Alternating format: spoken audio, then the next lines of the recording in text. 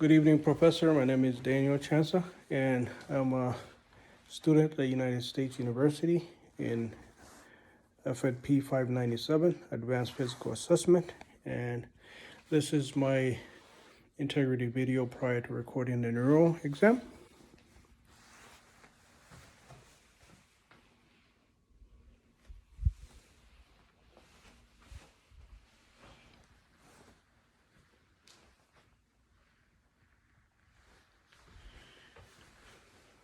My patient and my tools.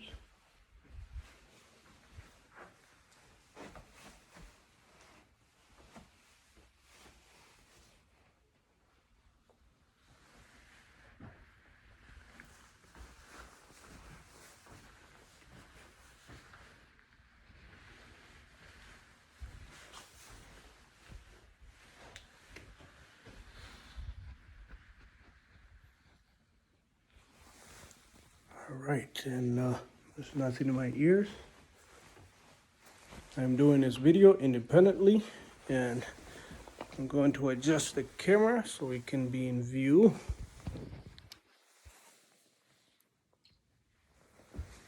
All right, before we begin, like every other video, we want to grab consent from patient. It's all right to go ahead and grab consent to record, continue recording, and also place the video on YouTube after so the instructor can assess the assessment skills of the neuro exam. Yes. Thank you. And prior to coming in as a real clinical situation, we're knocking on the door, washing hands, introducing self as a provider and what you're going to do. In this case, my name is Daniel. I'm a student nurse practitioner, and we're going to do a neuro exam, and that has 5 components: mental status, the speech, sensory motor, and cranial nerves, and reflexes. And to begin, we'll start with the cranial nerves, and the first cranial nerve is olfactory, which is a sense of smell. So you'd ask patient to close eyes and occlude one nostril, and let us know what you smell. Garlic. It's garlic, okay. And occlude the other ear. And what do we smell? Cinnamon. All right, cinnamon and garlic. The second cranial nerve is optic. Optic is where you look in patient's eye to see the structures, the internal structure of the eye. So since I'm on the left side, I'm going to use my left hand, 15-degree angle, right hand to brace, and you go in looking for the red reflex, and you use your fingers to brace against patient's cheek, and you're looking at the internal structure of the eye, the disc, looking at retina, looking at optic vein, optic nerves. And then you want to do the same on the other side. Right eye, right hand, left hand to brace, 15 degrees. Coming in, then you're looking at the internal structure of the eye, looking at the disc, arteries and veins, and everything's intact. Between the optic nerve and also looking to see the reaction of light, how the eye reacts to it. So we have direct and consensual. And so you'd flash your light to see the eye react, constrict with light going there. And same, then you have consensual. You're flashing here, but you assessing the other eye. And same thing here, you assess light here, assess the other eye.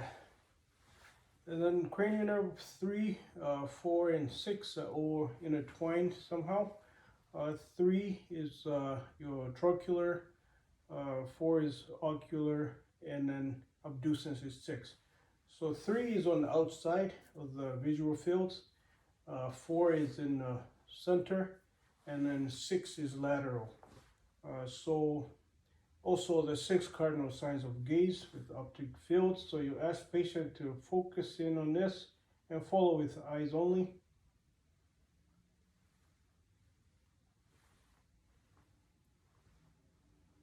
And then you should see it converge there, and there's no nystagmus. You could see that if a patient does have that's the opportunity, you could see the nystagmus. Cranial nerve number 5 is your trigeminal nerve, and you assess that by the motor function of the jaw. So have patient move the jaw side to side, and then it also has a sensory aspect of it. So dull and sharp, and you have patient close eyes and let you know what you put there. Sharp. All right. And cranial nerve number 7, that's your facial nerve, and that one controls the facial movement. So the eyes, so you ask patient to raise the eyebrows and frown and smile and pop up your cheeks. Okay, those are the facial movements. And cranial nerve number 8 is your acoustic. 2 feet behind, you'd whisper, the whisper test. Occlude one ear, and you would whisper in the other ear about 2 feet behind. Apples. Then you do the same on the other side. Ocean. All right. And then you can also do the Weber test. You strike the tuning fork and you put it on the forehead and see if patient can hear bilateral. Yes. Okay. If they have any malfunction with your hearing, they won't hear bilateral. And then you can also do the Rhinus test. You strike the tuning fork and put it behind the master process until patient cannot hear anymore. No more. And then you bring it to the ear. Yes. Okay. And then you do that, the same thing. Oh, that is loud. Sorry.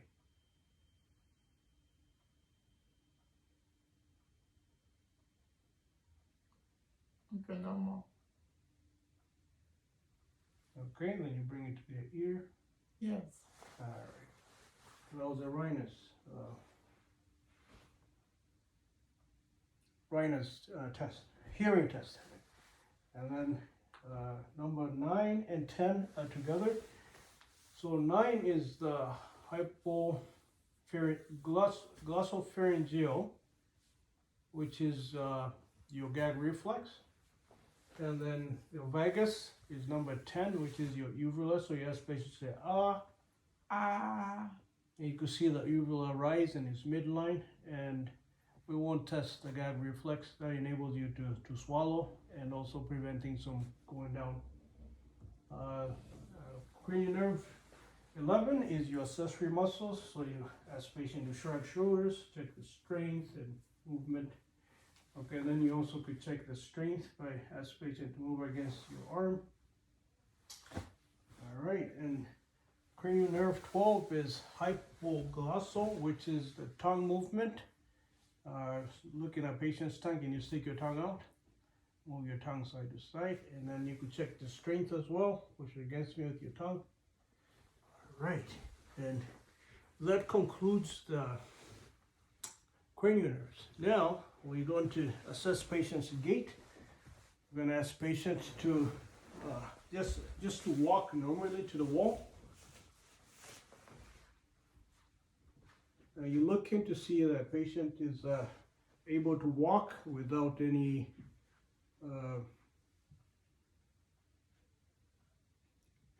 imbalance or any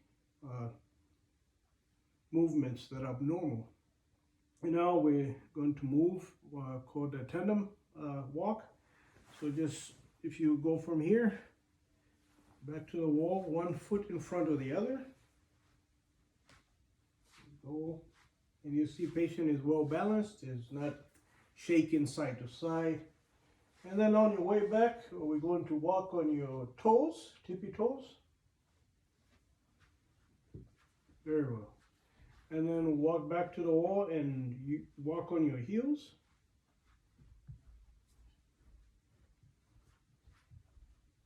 Okay, and then can you do a light squat with both legs together? Further down. Very good. Okay. All right, go ahead and have a seat.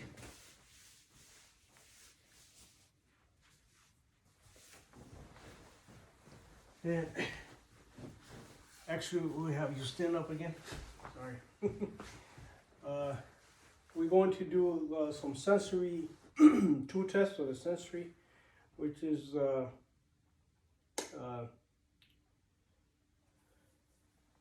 Romberg test. So have your arms straight out like this. Okay, and close your eyes.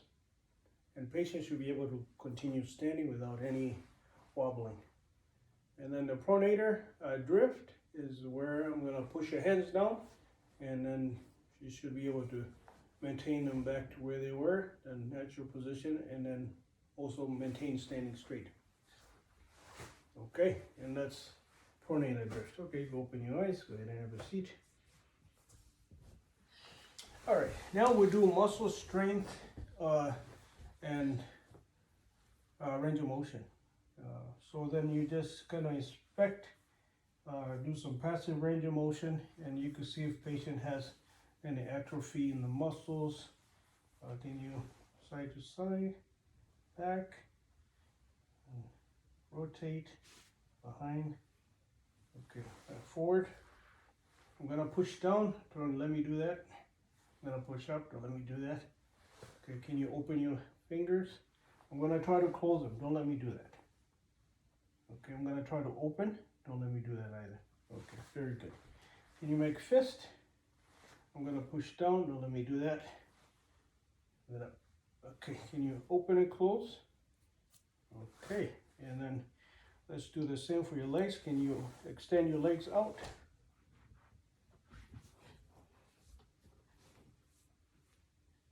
And back down. Okay. All right. And now, if you go ahead and lay down. And now we're going to check the extension and dorsal flex of the feet. And with resistance, okay, resist that. Yeah, the other way. And this way.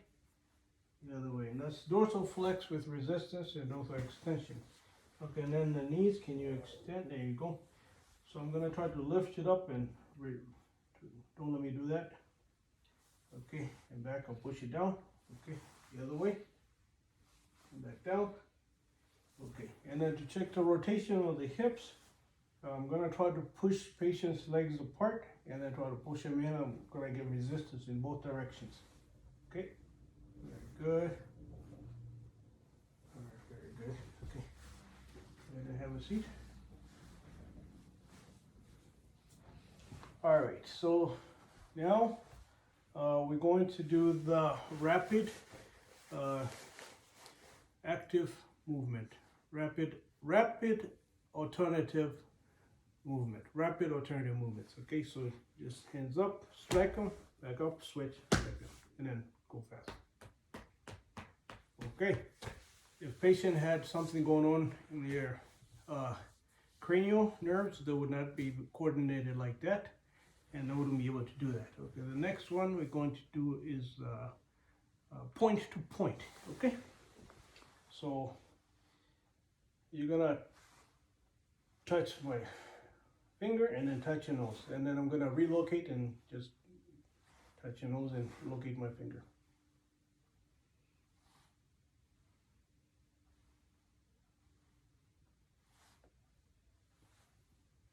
Very good. And once again, if patient something's going on in their brain, they're not gonna have the coordination and the muscle memory and the motor function to be able to do those things. Okay. Next, we are going to do some sensory tests now, and the first one we're going to do is have patient close their eyes. And this is stenosis. Open your hands. And I'm going to place something in your hands and then let me know what it is. A metal piece. Okay, it's a metal paper clip. And close your eyes again. This one is called graphesthesia. I draw something and then patient able to tell me what I'm drawing, a number or a letter. B. Okay. T. All right, very good. So patient able to recognize the writing with your sensory eyes closed. And then we're going to do the point localization. Okay, so I touch the patient and patient with eyes closed, and they tell me where the location is. They point to the location. Left eye. Oh. Yeah, so point. Close your eyes. Right shoulder. Okay, so that's about accurate where the touch was with eyes. Patient can locate the place of touch, which is point localization. And then you have 2-point discrimination. This one, patient is supposed to tell me if they are able to feel a 1 or 2 touches in the same spot or in the same area. Go ahead and close your eyes. 2. 1. 2. 1. Okay. And then the next one is called extinction. So the patient's eyes closed. I'm going to touch, and then patient will tell me what location the touch is. Right eye. Both eye. Okay. So if patient had a stroke or something like that, and you do the 2 touch, both sides, patient will be unable to let you know if they can have sensation on one side or not. After these neural ones, we'll move on to the reflexes now. So beginning with the brachioradialis, so strike in the middle here, and I should have some movement with the thumbs here, or a hand. Okay, and you do that bilateral. All right, and then you have your bicep, tendon, and you can either strike directly or you strike on your thumb. All right, you do that bilateral. Okay, then the tricep, excuse me, you would have patient hand like this, and you strike the back of the elbow here, and you should have some kind of jerky movement. Okay, and then you have your patella. And so I can move the pillow to sit up a little higher. And you'd strike right in between here, where the tendon is, the patella tendon, and you should have some kind of jerky movement. Okay, and same with the other leg. Okay, and then for the Achilles, you'd kneel on the couch facing that way. And then you'd strike, and you should have some kind of movement with the leg here. Okay, go ahead and sit on the couch there. And then with your feet that way. And then we're going to test Babinski test. So you kind of draw a line from the heel going to the sole of the foot, and you should get this kind of reaction as opposed to babies. Babies flare out. So if an adult flares out, that's indicative of abnormality in the brain.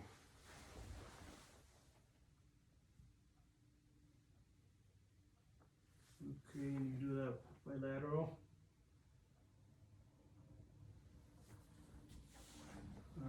That's how you do the Babinski test. And before, you can also have a patient with another neuro test where it's going to be localized, not localized, sorry, it's the entire body. You have patient close their eyes, go ahead and close your eyes. And then patients should be able to tell me if it's sharp or dull. Dull. Sharp. Sharp. Dull. All right, and the next one, your patient lay down, and this is called subcutaneous, abdominal subcutaneous reflex. And you have exposed the abdomen area, and then you start from the middle of the belly button, and then once you kind of draw a line out, you should have some kind of reflex on the abdominal muscles.